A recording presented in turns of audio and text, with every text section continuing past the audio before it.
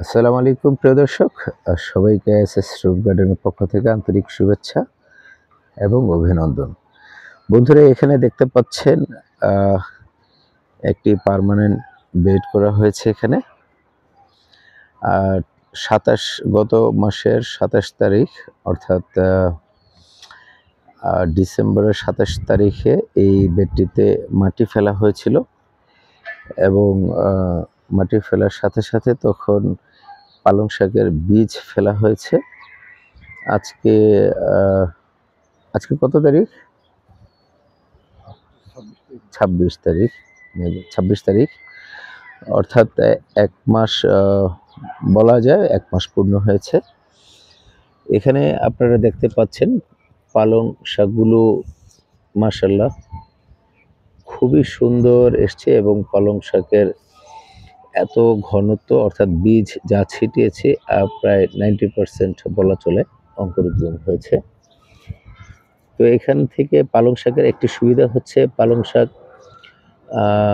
গোড়া থেকে না উঠিয়ে বারবার যদি আপনি কেটে নিতে পারেন গোড়াটি রেখে, তাহলে আপনি একই জায়গা থেকে অনেক পরিমাণ এবং একাধিকবার আপনি পালং শাক সংগ্রহ করতে পারবেন, খেতে পারবেন।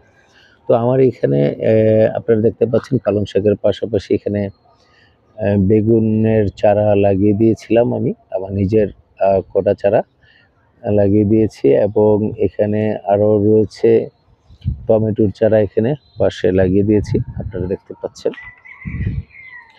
যেহেতু আনুষঙ্গিক আরও এর পাশাপাশি আপনারা দেখতে পাচ্ছেন এখানে মরিচের চারা আছে অলরেডি। এখানে দেখা যাচ্ছে মরিচ এসেছে অনেক পরিমাণ এবং এখানে পালং শাকের পরিমাণও খুবই বেশি, তাই আমি এখান থেকে কিছু উঠিয়ে নিয়েছি গোড়া থেকে। তো বাকিটা কিছুটা হালকা হয়ে গেলে সেখান থেকে বারবার কেটে নিয়ে খাওয়ার মতো যে পদ্ধতি সেটি আমি অবলম্বন করব। আমি আশা করছি আপনারাও আপনাদের ছাদ বাগানের এরকম একটি ছোট্ট বেড করতে পারেন বা বড় করেও করতে পারেন, করে আপনারা এরকমভাবে মিশ্র চাষ করে আপনার একাধিক ফসল আপনি পেতে পারেন। যেমনটি এখানেই দেখতে পাচ্ছেন পালং শাক রয়েছে এবং এখানে বেগুন গাছে অলরেডি আপনারা দেখতে পাচ্ছেন বেগুনে ফুল চলে এসছে এবং গাছকে রোগমুক্ত রাখতে পারলে গাছের রং অনেকটা সুস্থ গাছের রং আপনারা দেখতে পাচ্ছেন বেগুনি রং ধরে আছে গাছটি পর্যন্ত। এবং আরও রয়েছে এখানে আপনারা দেখতে পাচ্ছেন করলা।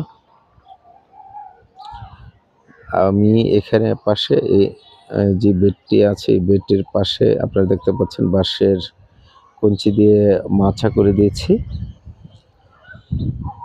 এবং এই মাচাতে আমি করলা উঠিয়ে দিয়েছি এখানে আপনারা দেখতে পাচ্ছেন। এই পাশটিও যদি আমি দেখাই, এখানে করলা দেখা যাচ্ছে।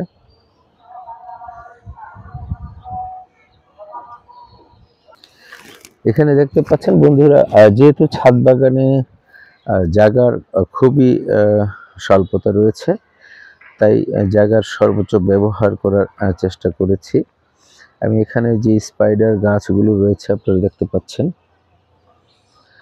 সেগুলোর চারা এখানে করা হয়েছে এবং এখানে গোলাপের চারাও করা হয়েছে এবং এখানে আমি যেই পার্মানেন্ট শেডটি রয়েছে সেটির এই ওয়ালের উপরে আমি এগুলো বসিয়ে দিয়েছি। সো যেহেতু রাস্তা দরকার রয়েছে হাঁটার জন্য, তাই এগুলো উঠিয়ে দিয়েছি এখানে, অর্থাৎ জায়গার সর্বোচ্চ ব্যবহার করা হয়েছে। আপনারা চেষ্টা করবেন সর্বোচ্চ ব্যবহার কিভাবে করা যায়। এখানে দেখতে পাচ্ছেন প্রতিটি গাছে আলহামদুলিল্লাহ বেগুনের ফুল চলে এসছে। আমি অবশ্যই এর ঠিক আগে আগা ভেঙে দিয়েছিলাম এবং এর পরবর্তীতে আপনারা দেখতে পাচ্ছেন ডাল বেরোচ্ছে, 3G কাটিং যেটাকে বলে, ডাল বেরোচ্ছে এদিক দিয়ে এবং প্রতিটি ডালে প্রচুর পরিমাণে বেগুনের ফুল আসছে ইনশাল্লাহ। মাত্র 1 মাস হয়েছে আমি গাছগুলো এখানে লাগিয়েছি, অবশ্য চারা করেছি তারও আগে। 1 মাসের মধ্যে বেগুনের এরকম পরিস্থিতি এবং এখানেও দেখতে পাচ্ছেন টমেটো কিছু ধরে আছে। এবং পুরো জায়গা জুড়ে বন্ধুরা নিচের পুরো জায়গাটি জুড়ে রয়েছে পালং শাক। এখানে আপনারা দেখতে পাচ্ছেন মরিচ, গাছে মরিচ চলে এসছে এবং ফুল আসতেছে অনেক। এবং এর পাশে কিছু গাঁদার চারা করা হয়েছিল, সেই চারাগুলো এখানে আছে।